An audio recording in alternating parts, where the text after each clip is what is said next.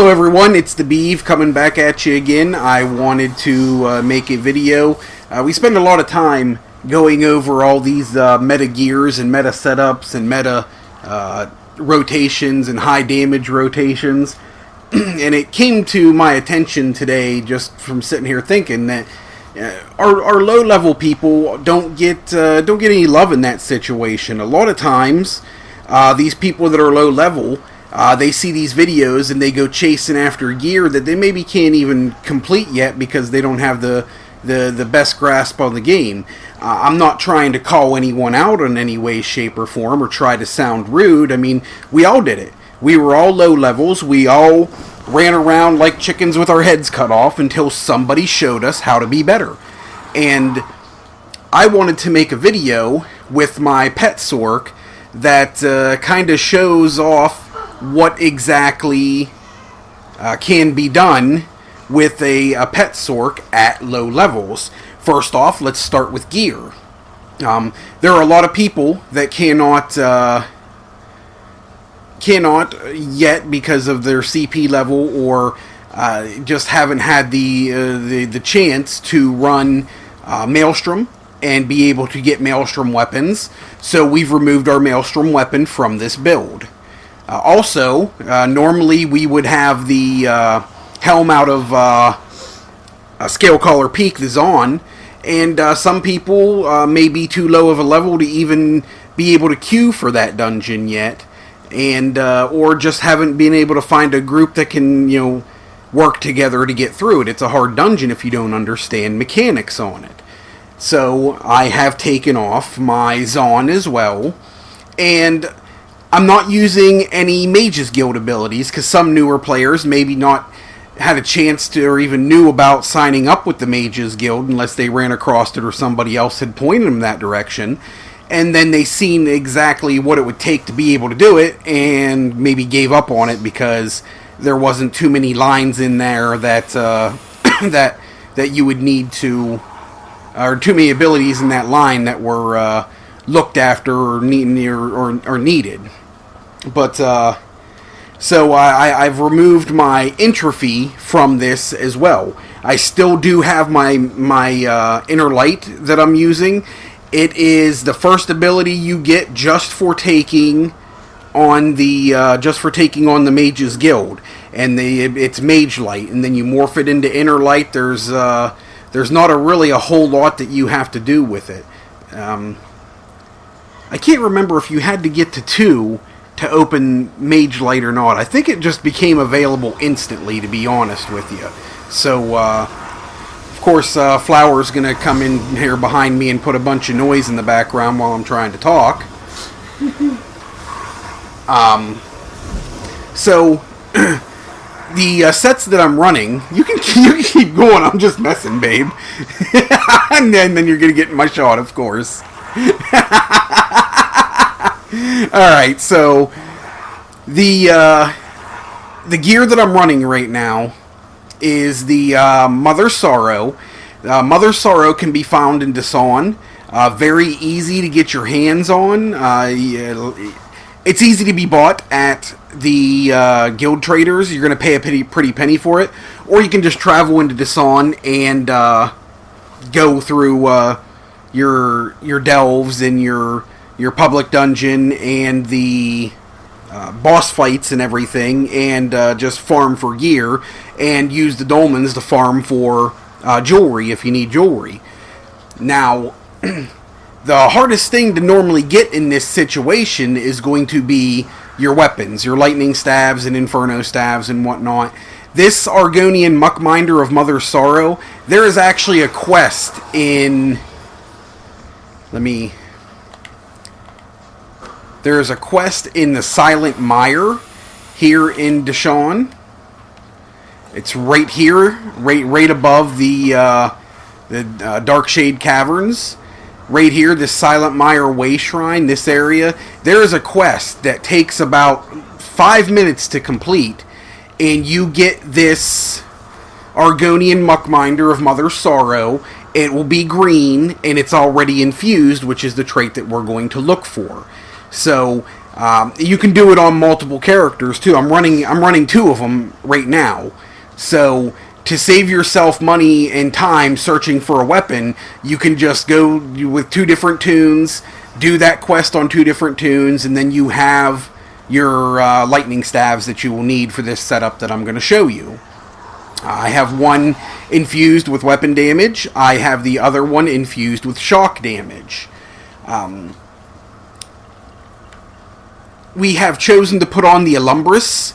This is the set out of Crypt of Hearts Vet. It is a much easier Vet dungeon to complete compared to Vet Scalecaller. It gives you a maximum magicka bonus, and when you deal flame or shock damage, you have a 10% chance to summon a meteor shower that of that damage type that deals 1345 damage to all enemies within 4 meters every 1 second for 5 seconds. Each effect can occur once every 8 seconds.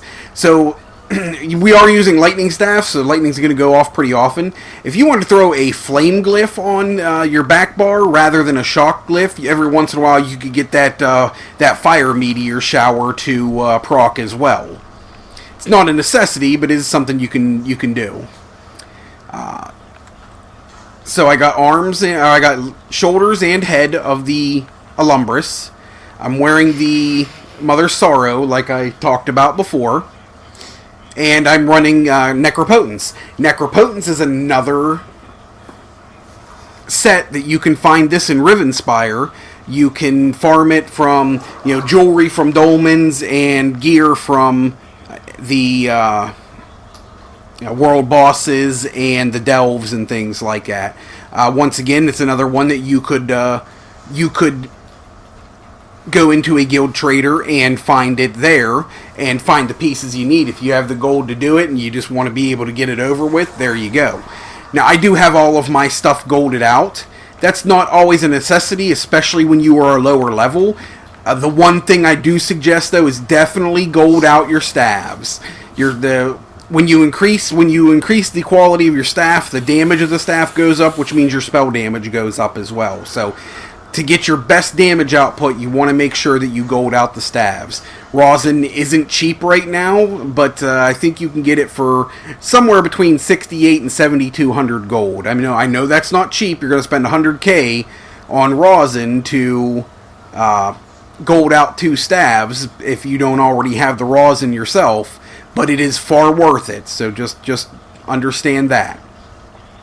My jewelry. I have weapon damage glyphs on all my jewelry, and all of them are in Bloodthirsty. Bloodthirsty isn't a necessity, especially with this build I'm running. Actually, Arcane would probably be the better choice in this situation. I already have Bloodthirsty, and I'm not going to change it out. But Arcane would actually increase our maximum magicka by about 2,610 max magicka, and that would increase our tooltip, so our damages are doing a little bit better. And with the Bloodthirsty, you get when it's golded out like this, you get 10% more damage to enemies under 25% health. So when I'm in execute phase, I am getting 30% more damage, so that's nice as well. But Arcane would probably actually be a little bit better in my opinion, because you're going to have that extra sustained damage throughout the whole parse, not just at the very end. Our skill rotation is very simple. We have our Unstable Wall, and we have our Liquid Lightning. We have our Pet. We have Bound Aegis. This is out of the Daedric Summoning. And then we have Inner Light. This is the one that I was talking about. You get this when you start the Mages Guild. This is the first thing that opens for you. It's very easy to get, very easy to morph into Inner Light, and it provides a lot of max magicka for you and a Major Prophecy, which is spell critical rating, which is nice. It matches up with that Mother Sorrow very well, giving us a high crit percentage. I'm using the Greater Storm Atronach as well, out of the Daedric Summoning line also. Now, my back bar, once again my pet, Daedric Prey. I'm just applying this so my pets do more damage. And I'm using Consuming Trap. Then once again, Inner Light and Bound Aegis. And, well, that's a Mage Guild ability. Let me take that off. Let me put Elemental Rage on right there. That'll drop my Max Magicka a little bit on that bar. But, oh, no, it's staying the same. We're good. Alright, so...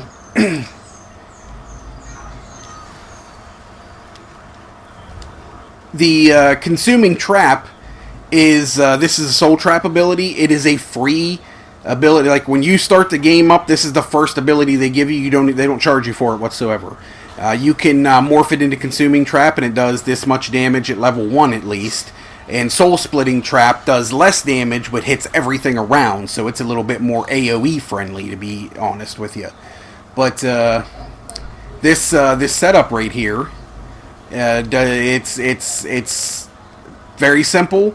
You're not using Mage's Guild abilities. You're using Sorc abilities and things that are available to you just from leveling your Sorc. So you don't have to search out Mage Guild books. You don't have to get your VMA Lightning Staff. You don't have to complete Scale Collar for the Zaun. This is very, very simple to do. Easy to put this build together. Very, very easy. Now, looking at character sheet real quick, you'll see maximum magickas at 47,000, maximum health at 18,000, stamina at 9,800. Spell damage is at 2284 with a spell critical of 55.3. I'm carrying resistances right now of 11,684 and 9,506. Real quick, going over champion points, just because we did everything else to be, low level, I have even actually taken 170 points out of each one of my trees, as if I'm only a level 300, a CP 300 character.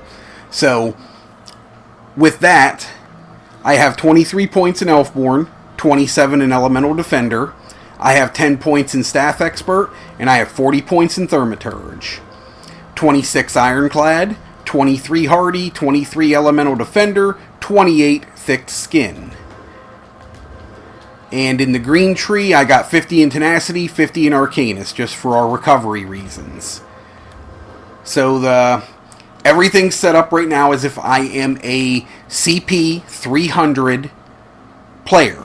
I'm not getting any other bonuses from my champion points other than the 100 points in each tree that I have applied. I am going to be going through the rotation here with you real quick. It is Light Attack, Unstable Wall, Light Attack, Lightning Flood, Bar Swap, Light Attack, Daedric Prey, Light Attack, Summon Volatile Familiar, Activate Your Pet, Light Attack, Consuming Trap, Fully Charged Heavy Attack, Bar Swap, Start Over. Very quick, very simple, very easy to do. Not a whole lot that's going on right there. It gives you something to start off with a little bit, and then once you get used to that, you can start working up to bigger and better things. So, real quick let's go ahead and hit this test dummy. Now, first and foremost, I'm going to apply Elemental Susceptibility, like you've seen me do in my videos before with my Sorc. All this does is applies Major Breach, which is the same thing a tank applies when he uses Pierce Armor. So, when, you know what, let me... I can't do it, darn. Alright, so this test dummy's not at full right here, unfortunately. Whoops. Yeah. So, once again, I'm going to put my Elemental Susceptibility on. Then I'm going to put my Unstable Wall back on right there. I got plenty of time to do this. And I'm going to go through this rotation on this and show you exactly what I can get at this level. Actually, I'm just going to kind of run through this real quick. Because this one is, this wouldn't be showing you how good this can do. It'd be inflated numbers because, the dummy already had 500k knocked off of it. And, with my Bloodthirsty Jewelry on, that would give me a very inaccurate damage report. So, let me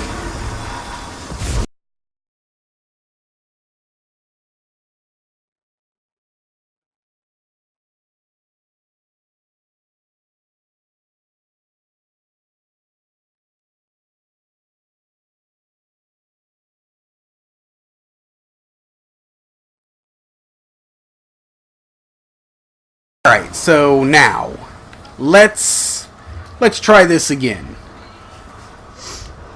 Oh, by the way, as well, I forgot to show this. I am using, since I don't have any points in my spell erosion and I'm low level at the moment, I am using the Lover Mundus Stone for added physical and spell penetration.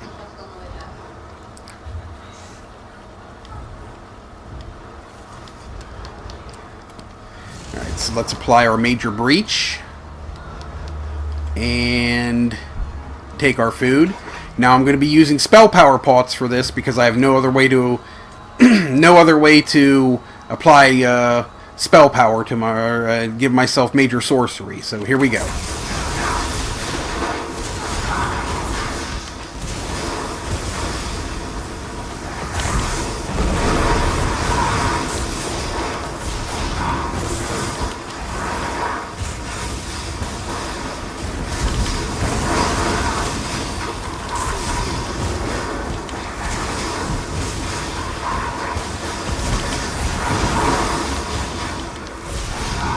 See, this rotation is not very hard. Blockade, lightning, prey, pet, consuming trap, fully charged heavy attack.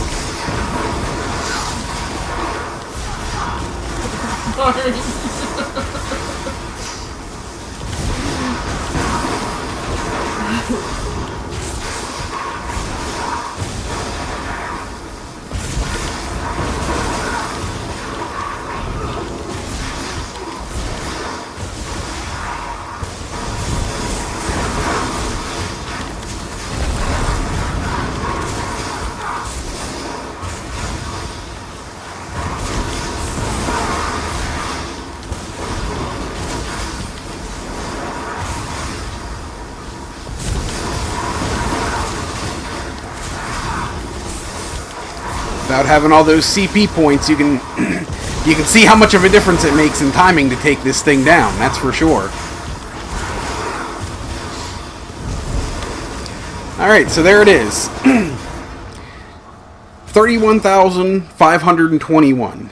If you are CP 300 and able to go into a dungeon and pull 31,521 damage per second, you are doing a lot better than most people in the game.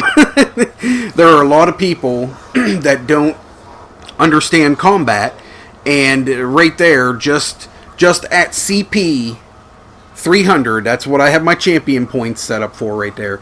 Just at that CP 300, I am able to pull 31,000 damage per second on that test dummy. So even low-level people, you don't have to be worrying about getting your Zon helm. You don't have to worry about Maelstrom Arena. You don't have to worry about, crazy gear sets out of the trial, Soria, and things like that.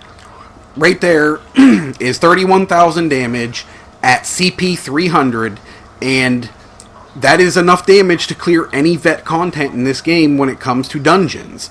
A lot of trial groups will say 30,000 is good enough for Vet Hellraw Citadel and maybe even Vet AA. You don't have to have crazy high numbers for those veteran trials. Now, when you get into Maul and things like that, how harder ones, they're going to want you to be able to do more, obviously.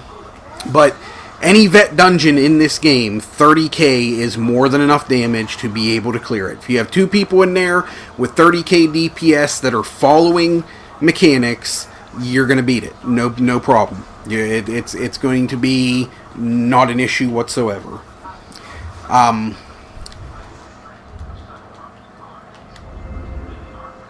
me go ahead and I'm going to reapply my champion points to where they normally would be here. And I'll show you the type of damage output that this does when you hit, CP 810 even.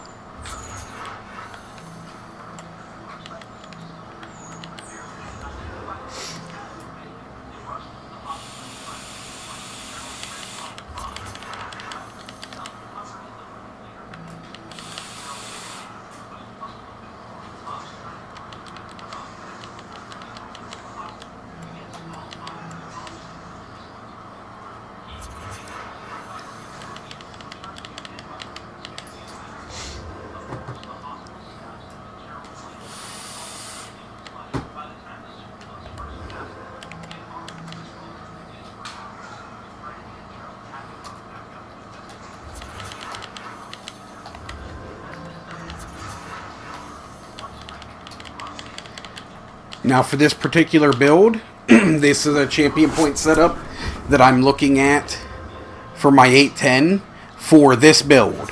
It's a little more tailor-made for, the damage over time aspect rather than, single target damage. That's why I didn't put anything in like Master at Arms or anything like that.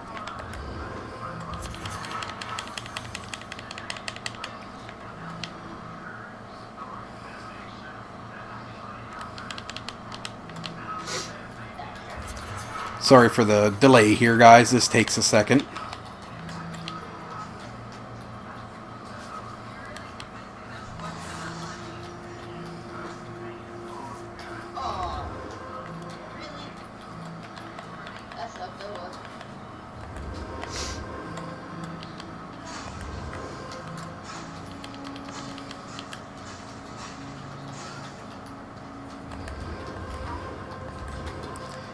All right.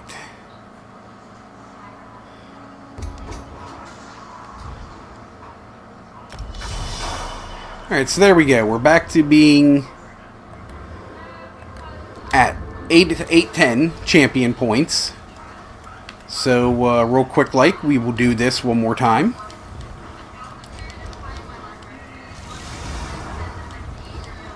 Just to show you how much difference the champion points really do make.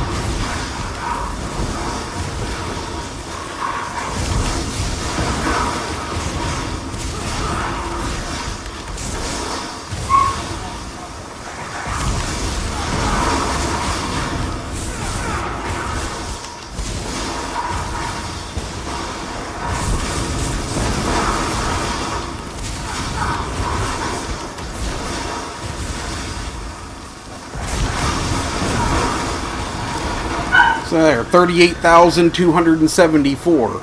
If I would have started off with an ultimate, I'd have had the ability to call down a second one, and probably would have got closer to 40 with it, to be honest with you. But yeah, at 810, this build increases by 7,000 or 8,000 damage per second. So you can see how much the champion points really do come into effect right there. Once again, that's more than enough damage to complete anything. When you do that, you are able to start clearing harder content like Scalecaller Peak, which is going to get you your Zon, which is going to increase your DPS. You're going to be able to increase your DPS through being able to finish Maelstrom Arena and get better DPS that way as well. So all in all, with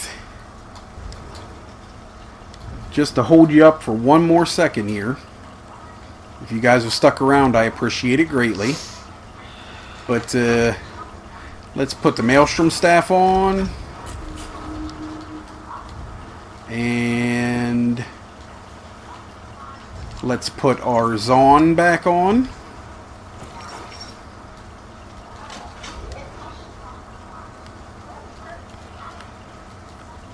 Alright. So, full potential here of this particular setup and build. If you would stick with this through time until you got all the way up, or or got your weapons and whatnot, and this is kind of right here what you'd be working yourself towards.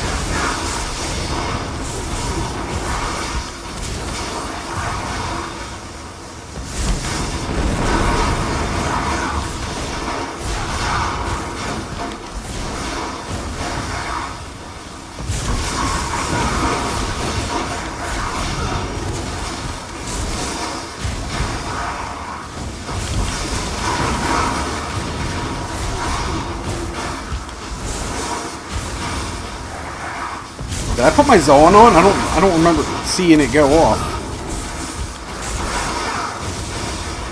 I don't think I did. There it goes. Okay, just not getting good numbers, not getting good proc times on it apparently.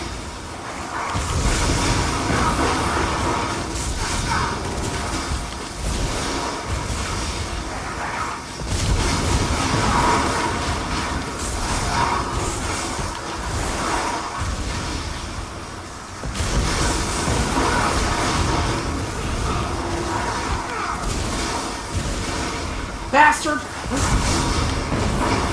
There you go.